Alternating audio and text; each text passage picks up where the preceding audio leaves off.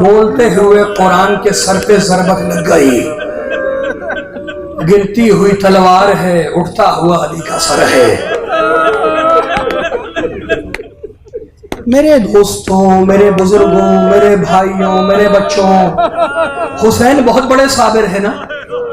بڑا صبر کا امتحان دیا حسین نے کربلا میں. لیکن مجھے معاف کرنا, مجھے معاف کرنا, خیموں میں آگ حسین کی شہادت کے بعد لگی.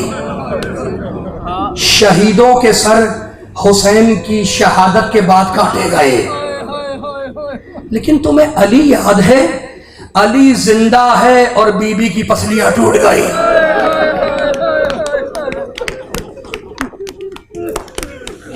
چھپا سکتے ہو ان باتوں کو؟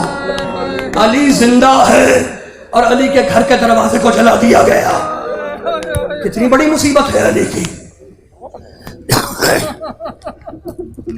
زخمی ہوئے, کندھوں پہ ہاتھ رکھے گھر میں داخل ہوئے.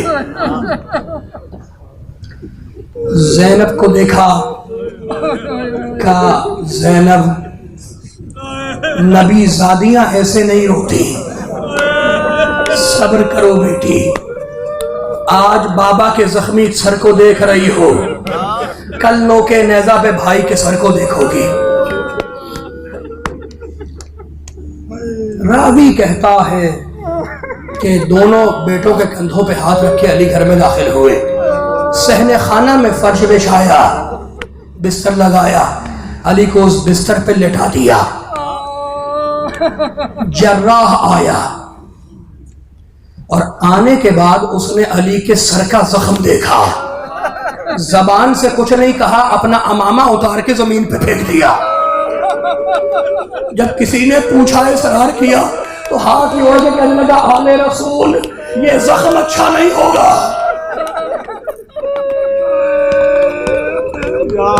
عاشور سے کم نہیں ہے یہ رات, تو تم پرسہ دے رہے ہو. شرم کر کے پرسہ نہ دینا. زینب کو پرسہ دے رہے ہو, ام کلثوم کو پرسہ دے رہے ہو.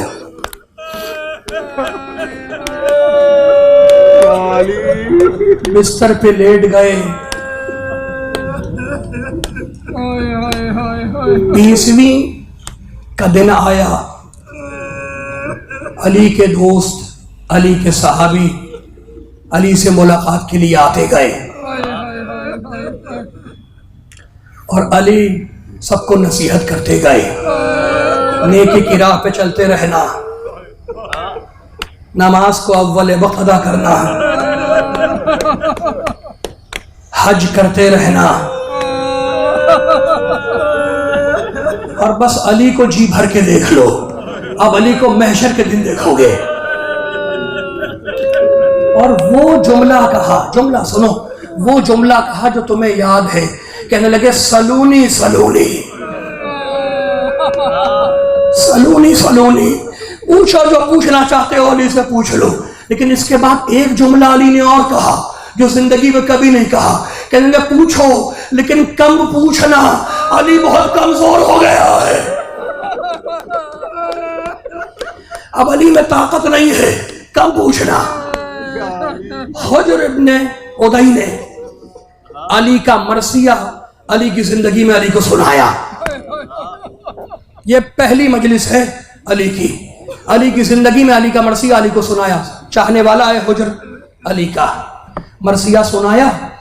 علی نے مرثیہ سنا اور اس کے بعد دعا دی کہ حجر خدا تمہاری توفیقات میں اضافہ فرمائے. حجر میری نگاہیں دیکھ رہی ہیں کہ دنیا تمہیں میری محبت کی سزا دے گی. کہا مولا اگر آپ کی محبت میں گردن جاتی ہے تو جائے. اسے کہتے ہیں چاہنے والا. لوگ رخصت ہو گئے, علی غنودگی میں چلے گئے. ایک شخص آیا, وہ کہتا ہے میں نے علی کو بستر پہ لیٹا ہوا دیکھا اور علی کے چہرے پر ایک زرد کپڑا بندھا ہوا تھا. میں اللہ کی قسم کھا کے کہتا ہوں مجھے پتہ نہ چل سکا کہ وہ کپڑا زیادہ زرد تھا یا چہرہ زیادہ زرد تھا.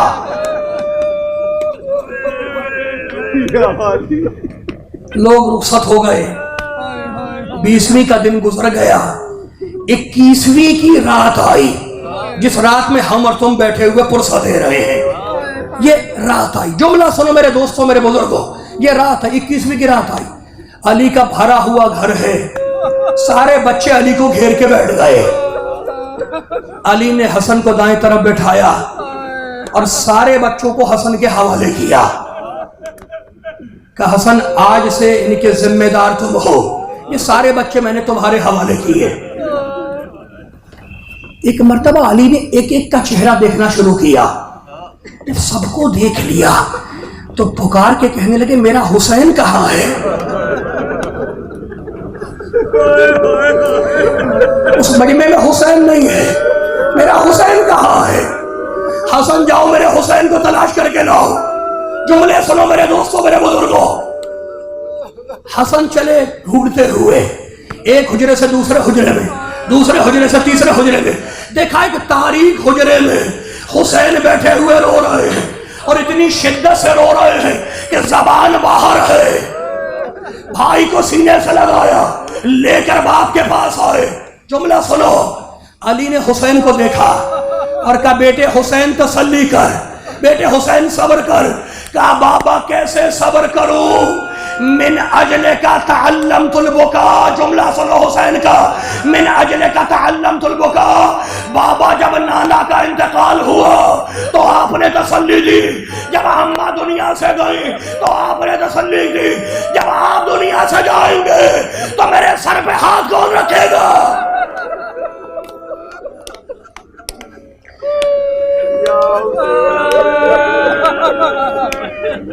पाक परवरदिगार तुम्हारे घरों को आबाद रखे। जुमला सुनो, पुरसा दे रहे हो ना? का बेटे सब्र कर, बेटे सब्र कर। हुसैन का हाथ लिया, हसन के हाथ में दिया, कहा हसन ये हुसैन भी तुम्हारे हवाले। फिर हुनूदगी में चले गए, रावी कहता है गशी के आलम में चले गए। कुछ देर के बाद अली ने आंखें खोली, आधी रात से ज्यादा का वक्त है, आधी रात से ज्यादा का वक्त है।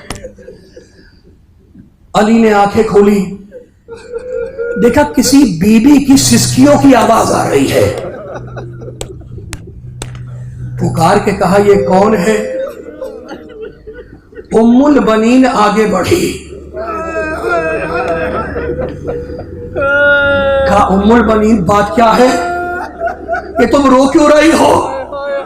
जुमला सुनोगे उम्मुल बनीन का? कहा मौला आपने सबको हसन के हवाले किया, क्या मेरा बेटा अब्बास इस काबिल नहीं था? अली ने कुछ नहीं सोचा, हुसैन को बुलाया और अब्बास को इशारे से करीब बुलाया, अब्बास को सीने से लगाया। जुमला सुनोगे, हुसैन की तरफ मुड़े, हुसैन से पूछा हुसैन ये कौन है? कहा बाबा मेरा छोटा भाई है। अब्बास की तरफ मुड़े, कहा अब्बास ये कौन है? कहा बाबा मेरा आका है, मेरा मौला है। कहा जाओ अब्बास, मैंने तुम्हें हुसैन के हवाले किया। और अब्बास को सीने से लगाया और एक जुमला कहा, कहा अब्बास करबला के मैदान में मेरी सकीना से पहले पानी ना पीना। बस आखिरी जुमला, पुरसा दे रहे हो, आखिरी जुमला। अली का मातम करोगे ना, आखिरी जुमला। ये कहने के बाद अली ने इशारे से अपनी बड़ी बेटी को बुलाया। आखिरी जुमला, अली ने इशारे से ज़ैनब को बुलाया। आखिरी जुमला, अली विदा हो रहे हैं, अली विदा हो रहे हैं। ज़ैनब को बुलाया, बेटी करीब आई। न जाने अली ने बेटी के कान में क्या कहा कि बेटी रोने लगी। कुछ नहीं पता और किताबों में कुछ नहीं लिखा कि बाप ने बेटी से कान में क्या कहा।